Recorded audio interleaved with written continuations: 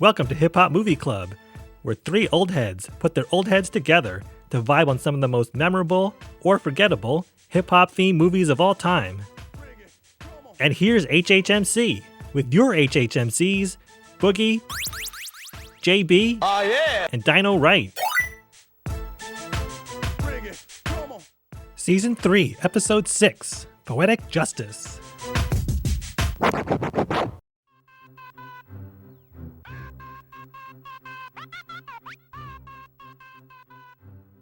Written and directed by John Singleton, released in 1993, and featuring Janet Jackson, Tupac Shakur, Tyra Farrell, Regina King, and Joe Torre.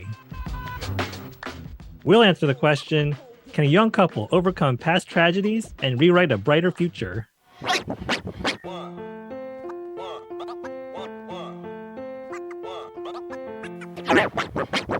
Poetic Justice is the tale of a hairdresser named Justice, played by Janet Jackson, who is grieving following the fatal shooting of her boyfriend.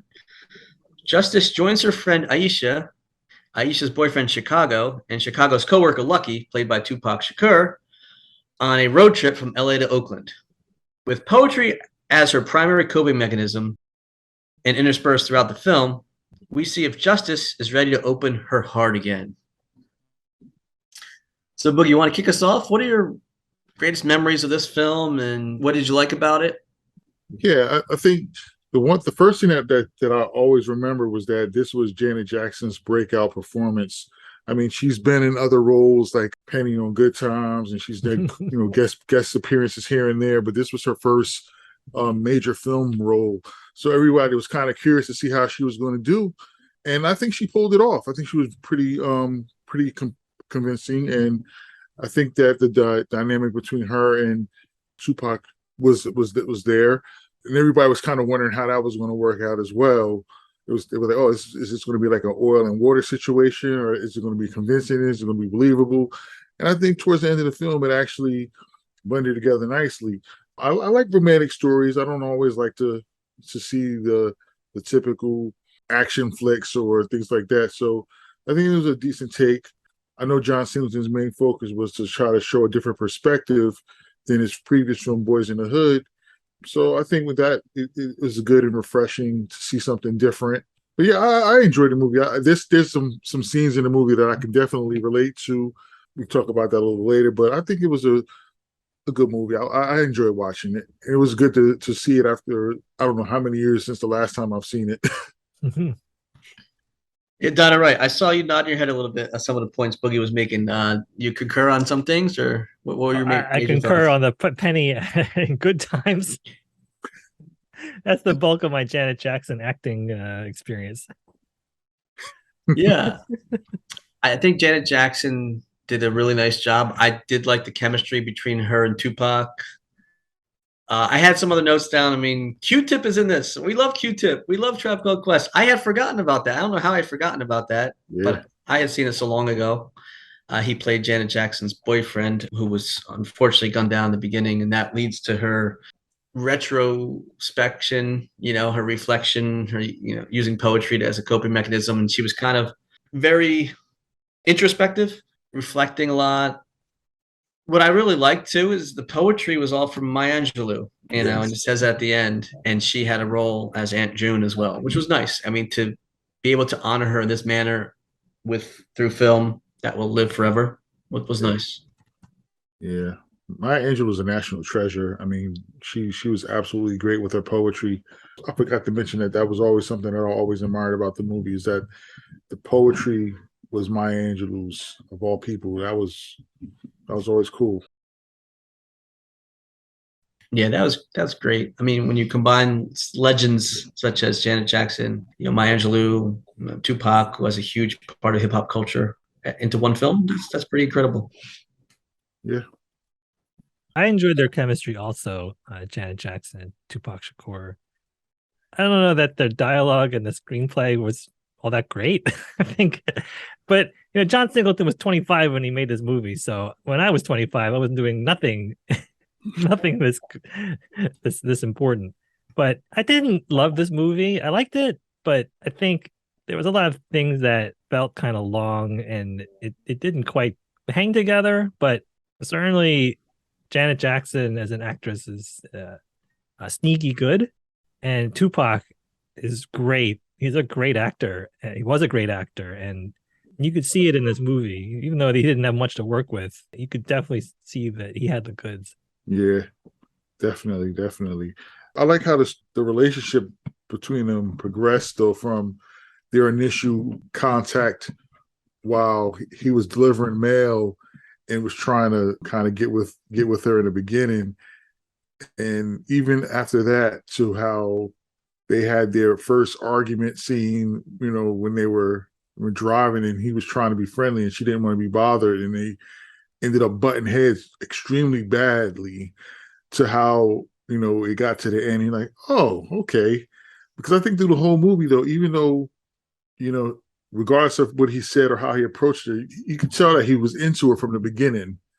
And I think when he felt rejected, he did the typical, well, whatever, and went to the tough guy thing. But he always was into her from the beginning. It was very apparent because he was hitting on her, trying to get with her in the beginning when he met her at the shop. But it was kind of cool to see that. And I think this was something that I know that I watched some of the behind the scenes, and it was mentioned, is that how the people from South Central, they were all put on a role, that everybody was tough because they had to be tough in that environment. But once they were taken out of that environment into the openness of the roadway between South Central and Oakland, they're out in the open now. There's no need to be tough. Everybody's guards started to fall down. Yeah. Everybody started to show vulnerabilities, and when Justice and Lucky's facade started to drop down, they really ended up being into one another, which was kind of cool. It's like we come from a tough environment, but everybody's got weak points and everybody's had struggles. And once they saw that, the chemistry really started to show on screen. Yeah, totally agree. Yeah, so the movie to me moved pretty quickly. Like, I was intrigued again, and it moved at a pretty good pace. Donna, right, I agree with you. Some of the dialogue was not the greatest, but again, Singleton was young. But as a lot of arguing, and like sometimes, like, I don't like to listen to a lot of arguing. I will shut off if I put on like a talk show, like a Jerry Springer or like Maury Povich. People arguing, it gives me a headache. Like, I'll just tune it out. A lot of the arguing that occurred was like, and it was, sometimes I thought it was almost like gratuitous, just cursing. Like, it just came down, and we're trying to keep this clean, but a lot of this was like, all right, F you, mother effer, F you, mother effer, blah, blah, blah, blah, blah, blah. And I was like, all right, there's a lot of that back and forth. And it kind of took a little bit something away from the movie. But the storyline did make sense because, like you said, both of the protagonists, Justice and Lucky, they needed something to fulfill their lives. They were something missing. Obviously, Justice was grieving, and she was not quite ready to open back up herself, open her heart. And Lucky, like you said, played by Tupac, had that gruff exterior, but he had that soft side. He was trying to get into music industry. He wanted to help his cousin get into music industry. Mm-hmm. He was trying to raise a daughter that was in a tough situation. He took her out of the home where the mother of his child, he found crack pipes, and then she was involved with another man. It was a very toxic situation. So he's dealing with all this stuff. So when they have that long journey and they have the fight, he kicks her out of the mail van. They eventually bring her back in. And it's not until later on, after they stop off at the family reunion, that they crash. And then I don't know if it was before or after the African Cultural Festival.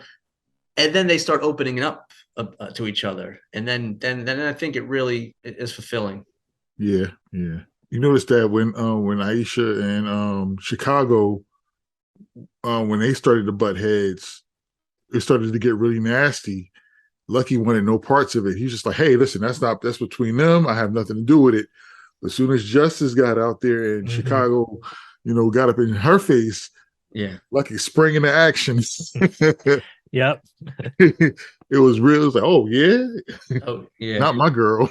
Yep. See, that's the part that bothered me a little bit, because I am so anti, ever putting your hands on a woman. So like as soon as he did that, I thought that Lucky should have jumped out and helped defend Aisha, even though it's a spat between the two of them. But man, you got to help and protect the woman in that situation. Yeah. But then he goes after Justice, and then he's right out there. So yeah, obviously had an affinity for Justice, Janet Jackson's character. And unfortunately, too, that's a lot of times that's how it goes too. People see things, and I'm like you. It should never happen. I don't want to see it. I don't want to be around it.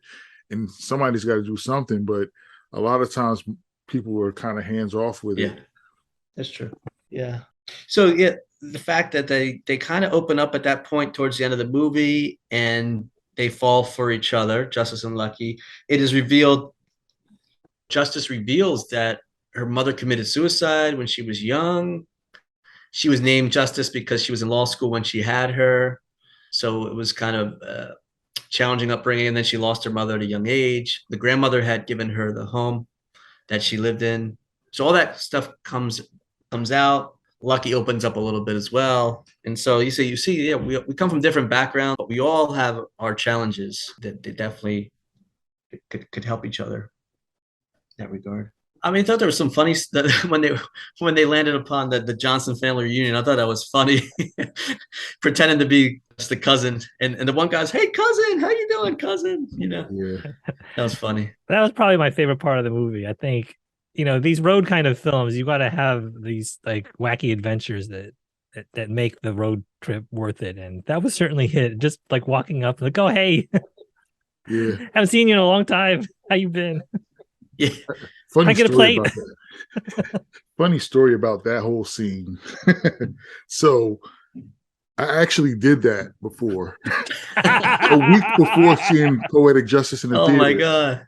So I was living in Newark at the time, and my mother's friend had a car that she just bought the car, and she had let her son drive the car. So her son and I were the same age. So he had a couple of his friends. I think it was a couple of his friends, or a friend and a cousin. I can't remember the dynamics, but it was about 4 of us in the car. We decided to go from my house up to Livingston Mall. For those who don't know, Livingston is like a suburb, a little couple of towns away from Newark, and it's more or less up in the hills. So we go up on our way up to the Livingston Mall. We're cutting through South Mountain Reservation, which is like a big open reservation park. And we look over as we're coming through, we see there's a big family reunion style cookout going on. And we're like, oh, shoot, let's go check that out. We didn't really know what it was. We're like, let's go check it out.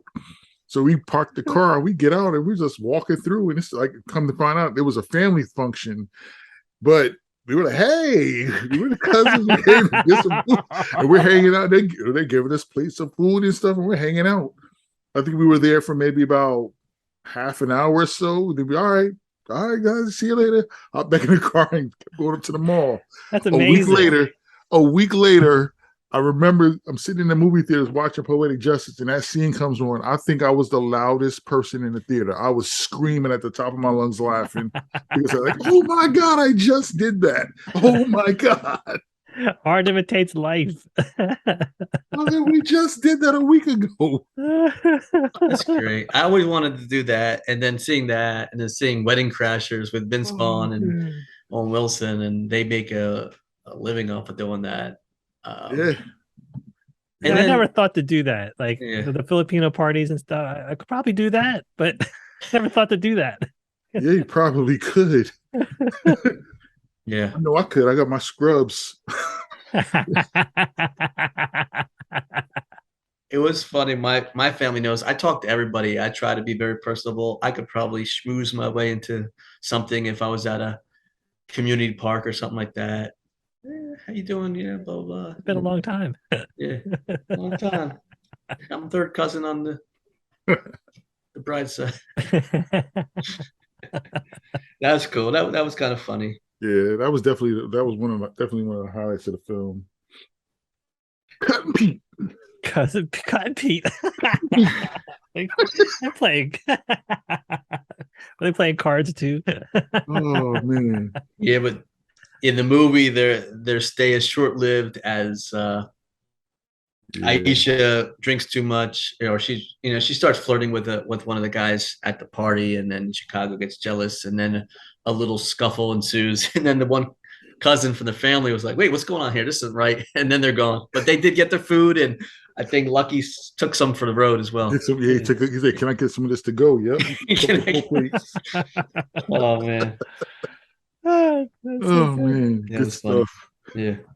And I saw that there was some older women at the barbecue, and they were kind of like preaching about morals and stuff, and yeah, that was kind of interesting. And that's where you see, though, also that Justice is really good with the children. She was holding one of the babies, Yeah. Yes. and I think maybe Lucky kind of picked up on that. And then at the very end, you see how Lucky's baby, Keisha, I think her name was, yeah, and Mm-hmm. then not baby, she looked like she was maybe 4 or 5 years Yeah, old, Tyler, yeah. toddler, yeah, and Lucky brought her into the salon at the very end, and Justice like sat her down in the chair, did her hair. And Her hair's Lucky's okay, actually like, right? Her hair's okay.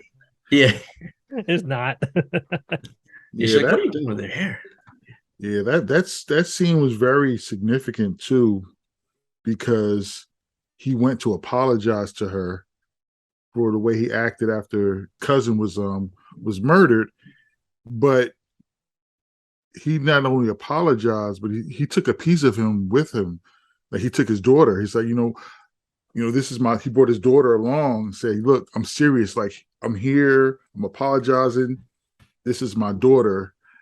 So I think that was very significant. And I think that's probably one of the reasons too why she took him serious, because she's like, oh, wow, he's really serious about this, because he even brought his daughter with him, to introduce me. And, that's significant. You don't just bring your child around anybody, especially knowing how he was how he was with his daughter and wanting to protect her and make do right by her. So that was one thing I definitely picked up on. Was like, yeah, he brought his daughter around. That's probably why she was like, okay, all right, he's serious, he's sincere. Yeah. Yeah, that was a tragic towards the end where they come upon the scene with the sirens commotion, and they get there. Unfortunately, Lucky's cousin, that was the musician, was murdered. And then, right, the reason that then they come back to LA and Lucky's all distraught, and then he just snaps and kind of blames Justice, saying, "Well, if I wasn't messing around with you, we took so long, I would have got there on time." Yeah, And she's like, "What are you talking about?" And then he just kind of storms out. But then, he does go to apologize a few months later, yeah, and etc. So one other thing that I questioned or was like, man, it was so shortly after he was killed, and then like Lucky's asking for his equipment. yeah. Right? That part always cringed me a little bit. Yeah, so he wanted his music equipment, or his DJ recording equipment. It was like cut to that like right away, and I'm like, man, let them grieve. And he actually snapped at, I guess it was his other cousin, the sister of the Right. the cousin, and he kind of snapped at her like, "Oh, let me talk about this." And I'm like, "Oh man, that's kind of cold hearted, like let the family grieve a little bit." Yeah, that part always. Yeah, that part always. I'm like, dang. They just like they haven't even had the ceremonies or anything for him. Yeah, another example of how this was sort of slapped together, kind of. But yeah, Yeah, I mean, he did have, like you said, maybe Boogie's like a gruff exterior or whatever. That he was hardcore like that, and that's the way it came across. He actually did have good intentions. He wanted to Yeah. make sure that his music was produced and got out there, and they kind of he's in the garage playing the music and he's crying about it. He's not in the right frame of mind, so maybe give it Right. a pass. But that was, like you said, it's kind of a little bit cringeworthy. Like, oh man, that was too Yeah. soon. Yeah. His heart was in the right place as far as wanting to preserve his cousin's music and making sure that the equipment was used the way his cousin would have wanted it to be used and not just sold off and or whatever, and the music was lost or anything like that. But yeah, it was definitely. I'm like, wow, that's kind of quick, man. Like, yeah, they're not even thinking about what to do with his equipment at that time. They're just kind of distraught that he's gone. Yeah. yeah. Yeah. There's a constant theme of grieving in this movie, and some of it's like Lucky's like wants the equipment like the next day, and I forget who said it to Justice, but basically the message was just get over Markel, and he was shot like right next to her in the car, and so I don't know how you really get over that. Right. For her, it's 2 years, and she's not really over it. And I think we're a little more enlightened about letting people grieve on their own time, but 30 years ago, it wasn't quite like that. Yeah. Good point. I saw an interesting statement. Actually, I was watching some behind the scenes interviews with some of the cast, and this was from Tupac's own mouth. He said he felt that he wanted to actually have to fall in love with Janet Jackson for the role to be success.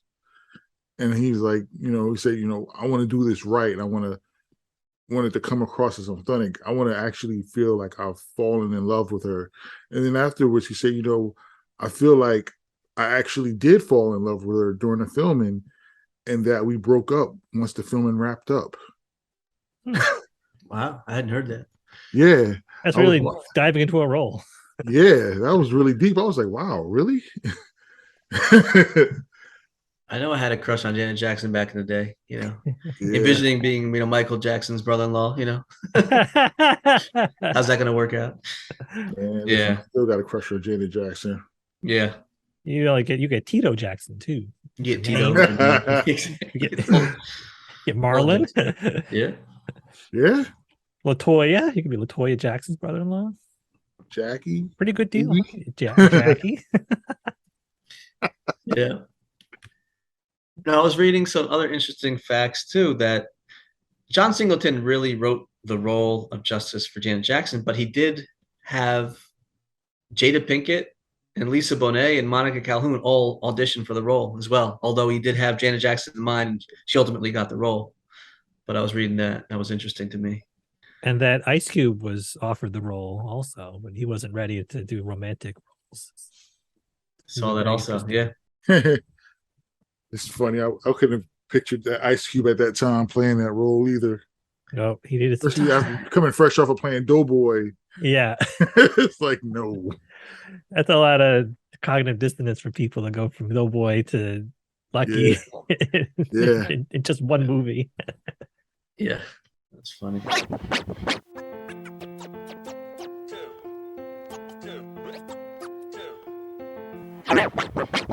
Did you guys enjoy the music? I know Janet's huge hit again was in it, played at the end, and they were playing that melody frequently throughout. And that song brings me back to that time in the early 90s. Most definitely. Yep. Yeah. That song was a hit. Absolute hit. It's it's called a leitmotif, where you just hear it and it conjures the theme. And I was like, oh man, like I know this song, but at the time I couldn't remember which one it was, which Janet Jackson, but like this is the 90s. It was such the 90s. Yeah, they were playing parts of it. And then I started after watching the movie, I started singing around the house. And I did not have a good singing voice, but it's like you start singing like the first few lines, heard from a friend today, said you were in town. Suddenly, it's such a sing-songy tune. It's really good. Yeah. And then also the Stevie Wonder song really was well done. And when it's one of the great songs. Yes. Oh, yes. Never dreamed you'd leave in summer. Mm-hmm.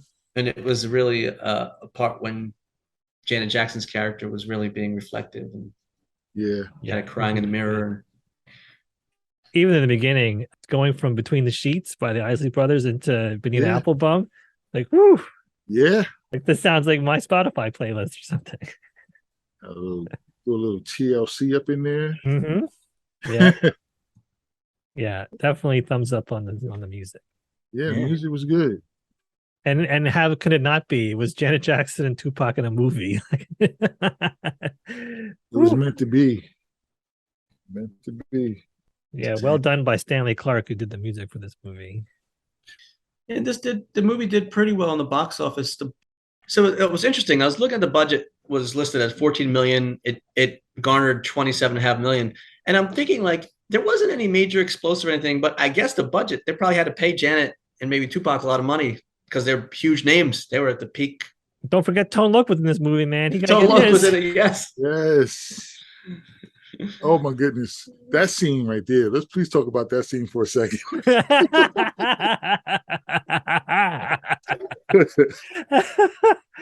Oh man, I forgot. I totally forgot. I don't know how I forgot about that scene.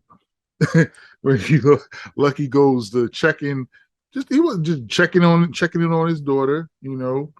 He's got a daughter with a baby mother, and coincidentally, that baby mother has a child with Tone Loc's character. But they had a very symbiotic relationship, which was actually kind of fly to see on screen, where they were like, you know what, hey, what's up, man? Hey, how's everything going? And they were joking a little banter back and forth. My daughter better not be calling you daddy and stuff like that. It was kind of heartwarming to see though, because you don't see a lot of that dynamic. Usually it's a little tense. Yeah. Put it lightly. Yeah. But they were actually, kind of cool with one another and respected one another's role, and was like, hey, listen, he's like, I probably understand that you don't have anything to do with her. You're just here to check on your daughter, make sure it's cool. I can respect that. And then this is when the scene where Lucky finds the crack pipe and goes to confront his baby's mother about it, and come to find out she's in there with another dude while the kids are sitting there watching TV, which was totally wrong, totally neglectful. And as he's confronting her, the dude decides to confront Lucky about it. And I can't even remember what Tono's character's name was. He's outside like, oh boy, what's going on up there? And then the two of them end up jumping the guy. But it was, I mean, it's a I didn't even want to laugh at it, but every time I see the scene, I laugh at it because, I mean, they're not really hitting them, but I crack up on that scene every time I see it because they were just like, what? It was he's listed, Tone Loc's listed as James Paul. That was his name. Tone Loc's character was actually like selling drugs outside of that apartment complex or whatever, and there was a running gag about like people not having the right change or something like that. He's like, wait, I'm not an ATM. I don't. Just give me the money. Yeah. There was other cameo appearances. Michael Rappaport, you may have seen him. He was like a dock worker. Yep. At the end, when he finally makes a delivery. Yeah. Yeah. And Billy Zane is up on the big screen in the beginning. Yes. Where at first it's kind of like, what is this all about? He's in like this romantic scene, and then it zooms out, and it's a drive-in theater that Janet Jackson was watching with Q-Tip's character in the very beginning. Yeah. Lori Petty hasn't had a greater role. The role of a lifetime for her. Yeah. An Alan Smithy film. So Keenan Ivory Wayans is credited as being one of the crackheads, and that, I guess, that was one of the things that was spoofed in Don't Be a Menace to South Central. I missed that totally. I didn't realize he was in it. It was hard to tell it was him. Yeah. I missed it. But we did see Loke Dog's mail truck. Yep. Mr. Lock Dog.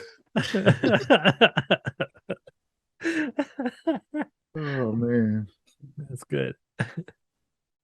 I remember Joe Torre, who played the role of Chicago, being a pretty big comedian back in the day, right? He was on a lot of those comedy shows. Yeah, he was doing a lot of the comedy circuit. Yeah.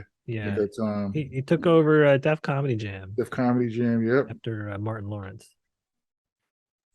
So the folks out there, this is not the Joe Torre that managed the New York Yankees for many years. I always thought that was interesting. Like he's got to live with he was the Joe Torre, but the baseball manager was a player for many years. So obviously he was much older and born first. But it must be an interesting dynamic to be have that same name spelled differently. This is Torry, but it's like, oh man, I'm Joe Torre. And then you got to always have that clarifier when you're talking. Yeah.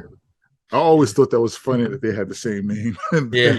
It was the same pronunciation of the name. Right, exactly. Yeah. Like he kept combing his hair so many times. Like, all right, enough. I mean, trying to get the waves. Well, he did have it, and then they said he stuttered when he was nervous and his nervous character and stuff like that. And then he started stuttering. So that was kind of funny. Yeah, that was funny. when he was lying, and he started lying to Aisha. Yeah, but you know that their relationship was showing cracks, and then it just escalated. Yeah. Yeah, and even Lucky said, he said, they would have broken up anyway. That's right. Yeah, he said it. He's like, yeah, they were going to break up anyway. Yeah. Yeah, there was a lot of toxicity in that relationship. Yeah, it was just one interesting statement too that from John Singleton. We kind of touched on it a little bit. Like he has a set of movies that he's called, his South Central trilogy, with this being the second installment. But he said the first film, of course, focused on the men in South Central, but he wanted this film to show how the deaths of these young men affect the sisters that are left behind. We see how that plays out a lot with Justice's character. So yeah, we definitely touched on that. So that was a statement that I heard directly from him as well. And I was like, yeah, that's kind of where we yeah, kind of what we're thinking. But yeah, I mean, I like the movie. It's not the greatest movie, but I definitely enjoy watching it.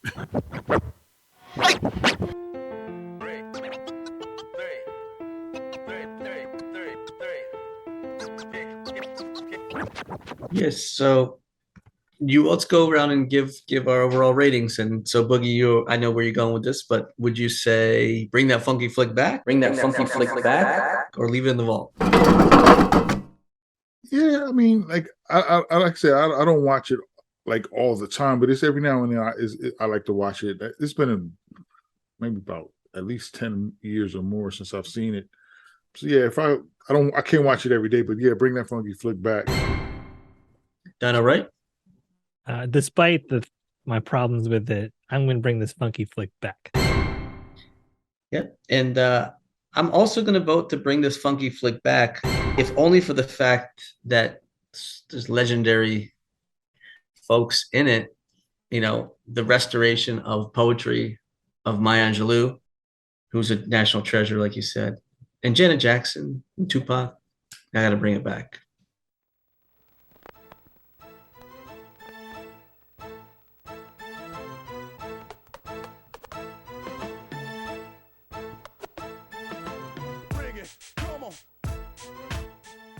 Hip Hop Movie Club is produced by your HHMCs, JB, Boogie, and Dino Wright.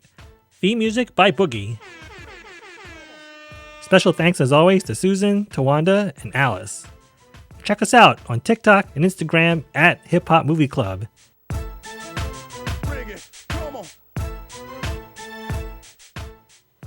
On the next episode of the Hip Hop Movie Club podcast, your HHMCs will review Boys in the Hood. It drops in 2 weeks. Subscribe today in your favorite podcast app and you won't miss it. Shout out to you listeners. Thanks for tuning in.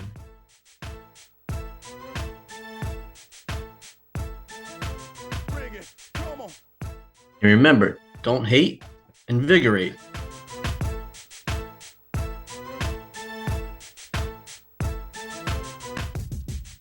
Shout out to Brain Freeze Trivia in the Lehigh Valley. Check out the Instagram, brain_freeze_trivia_time. That's Brain Freeze Trivia Time on Instagram.